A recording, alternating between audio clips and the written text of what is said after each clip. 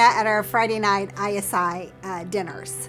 And we meet every Friday night and we have dinner and play games. And Gina came to our very first one for the fall, I think. And Gina's a networker. And so week after week, she would come and she would invite lots of other Taiwanese students to join us. That was really fun. But we really didn't get to know each other until we were both at the same party. And I happened to sit on the couch next to Gina, and she shared with me a problem she was having, and she was very honest and vulnerable with me.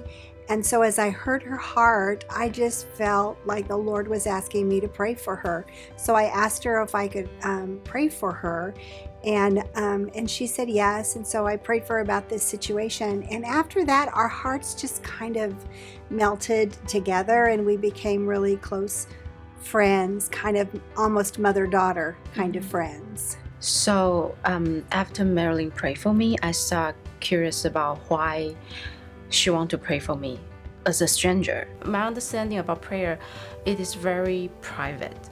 So we just pray for ourselves or family, not even close friend. And so this offer for me is really special, and I made me start wondering why she wanted to do that for me. I started joining ISI Bible study because I don't want to talk, and I just listen to other people, and also observing MaryLynne and Clyde. After that, they invite me to have a coffee. So that day, Mr. Clyde explained to me who Jesus is. Asked me if I want to pray, invite Jesus in my life, which I did. And then after that, they still keep discipling me. Well, when I recognized that Gina potentially was a person of peace, someone who might be interested in learning more about God, I really started fervently praying for her. And I prayed through the themes of Luke 10. And I prayed that God would bless her and give her peace. And I prayed that He would show me how to associate with her, and that He would do miracles in her life, and that I would have opportunity to live out loud with her and to share her about my journey towards Jesus.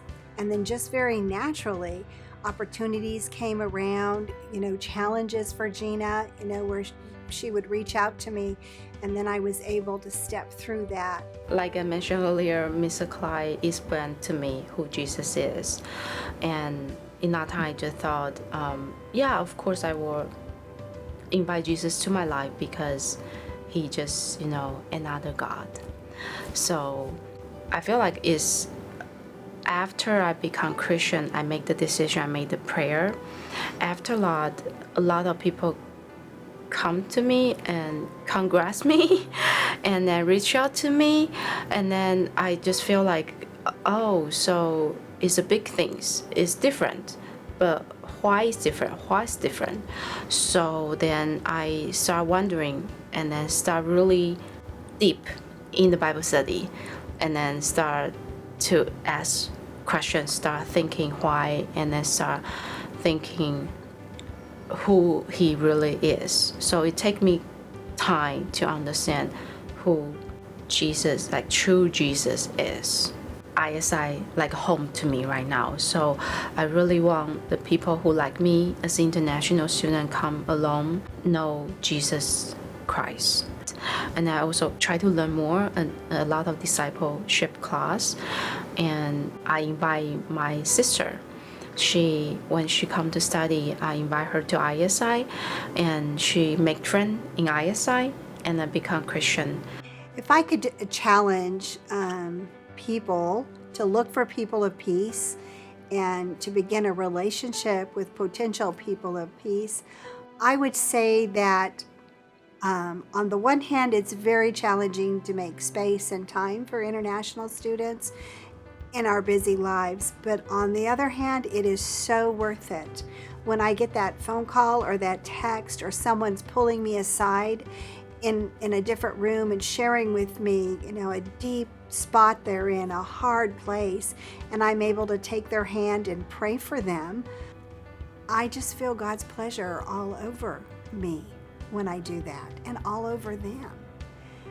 Because I am fulfilling, what God's called me to do. I'm being Jesus to someone, Gina is an example of, to me, of how much coming to Jesus is a journey. It's not a one-stop shop. It's a journey. Yeah. And I'm glad we've been on that journey together. Yeah. And just thanks God to